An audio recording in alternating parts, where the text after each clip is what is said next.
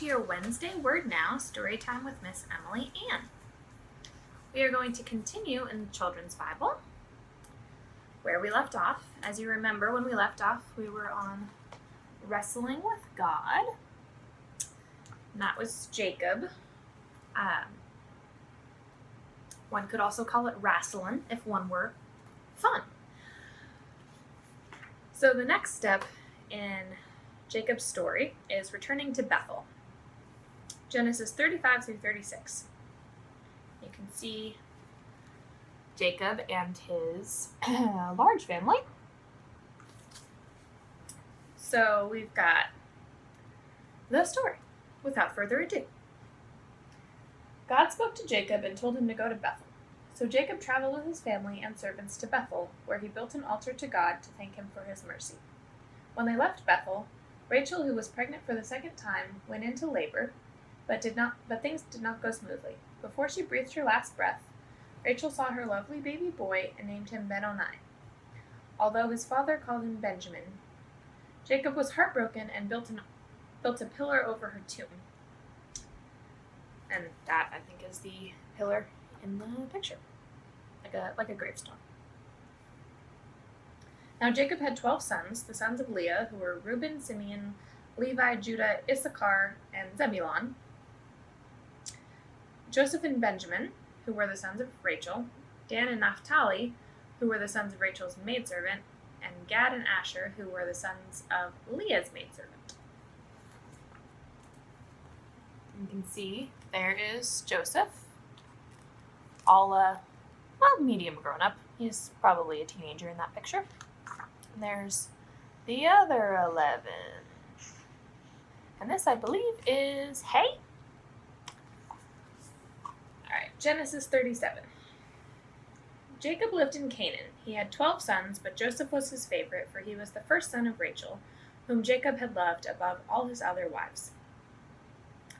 To show Joseph just how much he loved him, Jacob had a wonderful coat made for him, a long-sleeved robe covered with colorful embroidery. His brothers were jealous, but what really angered them was when he began telling them, I don't know why I can't talk today. When he began telling them of the dreams he had had. Last night I dreamed that we were collecting sheaves of grain. I guess it's grain then. Maybe wheat. Last night I dreamed that we were collecting sheaves of grain when suddenly my sheaf stood up straight and all yours bowed before it. What are you saying? Growled the brothers. That you're going to rule over us someday? Be off with you. Joseph had another dream. This time the sun and the moon and 11 stars were bowing down to me, he told his family. Even Jacob became quite cross when he heard about Joseph's latest dream. Do you really believe that your mother and I and your brothers are going to bow down before you? Don't get too big for your boots. But Jacob did wonder to himself about what the dream might mean. Now we can see in this next story, the brothers don't handle their anger very well. They should have talked to him about it, but instead we have brother for sale. A lovely ad in the local newspaper. And some sheep and a camel and some traders. This is Genesis 37. Joseph's brothers had had enough. What with the fabulous coat and now these dreadful dreams. They felt the time had come to get rid of their annoying brother. One day, when they were out in the fields, the brothers set upon him, tearing off his precious multicolored coat and throwing him in a deep pit. They sat down nearby to eat, deaf to his cries for help. Shortly, they saw a caravan of Ishmaelite traders passing by on their camels on their way to Egypt. Quick as a flash, they decided to sell Joseph to the traders. So this is what's known as a homonym. Trader could mean someone who betrays people, or trader, Trader, is someone who trades, a tradesman, a business person, if you will. Which is kind of funny because the brothers are traitors Traiters, not traitors. So we got both represented. Both of the homonyms. Also, it's a really fun word to say. Homonym. Homonym. It's homonym and synonym are both fun to say. Synonym is when two words mean the same thing. Homonym is when they sound the same but mean a different thing. English is fun! Alright. Let's see. Then they took his beautiful coat and smeared it with the blood of a goat. Afterward, they trooped home with long faces and showed the coat to their father, saying Joseph had been killed by a wild animal. And Jacob was heartbroken at the death of his beloved son. Such a mean thing to do to their brother and to their dad. Alright. Now we've got Potiphar's wife. So this is Potiphar's wife, and this is Joseph. Potiphar is who we got sold to, who is also one of Pharaoh's officials. This is Genesis 39. Joseph had been sold to one of Pharaoh's officials, a man named Potiphar, but God was still looking after him. He was clever and hardworking, and soon Potiphar decided to place him in charge of his whole household. But the peaceful times didn't last, for Potiphar's wife took a liking to Joseph, who was a handsome and strong young man. Joseph would have nothing to do with her advances. But one day, when he pulled away from her, in his haste he left his coat behind. When her husband came back, she showed him the coat and told him that Joseph had come to her bedroom to try to take advantage of her, but had run away when she screamed. Potiphar was furious and threw Joseph into jail. Given the information he had at the time, Okay.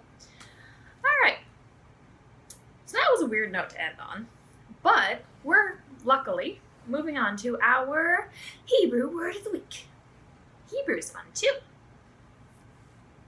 So, for our Hebrew word of the week this week, we have mercy. Because in our very first story today, Return to Bethel, we saw that Jacob built an altar to thank God for his mercy. Can you see? Mercy. M-E-R-C-Y. Mercy. So, in Hebrew, that word is rahamim. Rahamim. Now, again, Hebrew's a fun language. It's fun like English is fun. In English, we have homonyms and synonyms. Synonyms. I'm gonna get tongue-tied. Synonyms, synonym. Oh. Nope, can't do it. Okay, so we have homonyms and synonyms, which we just learned about in English. They have some fun stuff like that in the Hebrew language as well. This particular word is really interesting because it can mean 3 different things and they don't seem to be totally related. But maybe they are. Because Hebrew is also a holy language, so sometimes metaphor is baked into the language. So, we have rahamim, which means mercy, compassion, or womb. First 2 seem related, and this third one doesn't. But there have been a lot of rabbis, which is like it's like a Jewish pastor, a rabbi. Rabbi literally means teacher. So, some rabbis have speculated that actually might be a metaphor for God's mercy. Because like an unborn baby in his mother's womb has done nothing to deserve everything that the mother does for him, we have done nothing to deserve everything that God does for us. You might remember the word womb from Psalm 139. You knit me together in my mother's womb. Or from Jeremiah 1:5. Before I knit you together in your mother's womb, I knew you. In Jeremiah, it's God that's speaking, and in the psalm, it's, I believe, David. It's a person speaking to God. But the Lord did knit us together in our mother's wombs. That's what a womb is. It's a mama tummy. A doctor might call it a uterus. We're not fancy here. It's a mama tummy.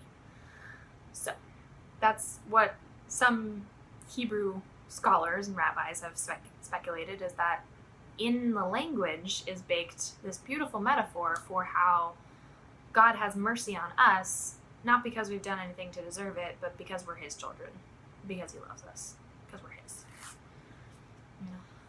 So, yeah, it's kind of a cool part of the Hebrew language, is that it's so rooted in love of God that the metaphors for how much God loves his people are baked into his people's language. So, Rahamim means mercy, compassion, or womb. And another cool thing about the Hebrew language is that sometimes a whole sentence is shorter.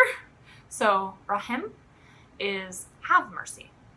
So you can say, Rahim, have mercy. Have mercy, Lord. You can, if you want to go Hebrew for Lord, you could do Yahweh. Rahim, Yahweh. Have mercy, Lord. And it's a whole prayer in just one word, and it's a short word. So that's our Hebrew word of the week. I'll see you guys next time.